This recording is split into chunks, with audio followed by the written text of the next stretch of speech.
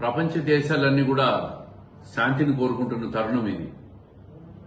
Majority దేశాలన్నీ కూడా ప్రపంచ శాంతిని కోరుకుంటూ ప్రజల జీవన ప్రమాణాలన్నీ మెరుగుపడుతూ నవశకాన్ని ముందుకు తీసుకుపోయి టెక్నాలజీ ద్వారా ప్రజలకు మరింత సర్వీస్ చేయాలనే తరుణంలో కొన్ని దేశాలు ఉగ్రవాద ప్రేరేపిత ప్రయత్నాలు చేస్తూ మన భారతదేశంలో అశాంతిని నెలకొల్పాలని ప్రయత్నం చేస్తున్నాయి.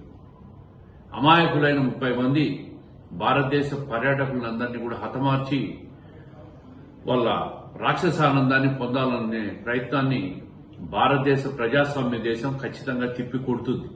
కేంద్ర ప్రభుత్వం కూడా కృతనిశ్చయంతో ఉంది ఉగ్రవాదాన్ని అంతమొందించాలని. ఈ తరుణంలో భారతదేశం రాబోయే రోజుల్లో ప్రపంచంలోనే ఆర్థికంగా ఒక బలమైన వ్యవస్థగా తీర్చిదిద్దే సమయంలో ఉగ్రవాదులు ఇటువంటి చర్యలు పాల్గొనడం చాలా దురదృష్టకరం, చాలా దారుణం, హేయమైన చర్య ఇది.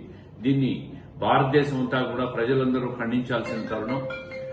కేంద్ర ప్రభుత్వానికి అన్ని రకాలుగా కూడా దేశ ప్రజలు అండదండలుగా ఉండాలా. మన ఆంధ్రప్రదేశ్ ప్రభుత్వం కూడా చంద్రబాబు నాయుడు గారి నాయకత్వంలో ఎట్టి పరిస్థితుల్లోనూ ఇటువంటి ఉగ్రవాదాన్ని సహించేది లేదని చెప్పి ఇదివరకే ప్రకటన చేశారు. ఏది ఏమైనా చనిపోయిన కుటుంబాలకు ప్రగాఢ సానుభూతి తెలియజేస్తూ ఖచ్చితంగా కేంద్ర ప్రభుత్వం చనిపోయిన కుటుంబాలకు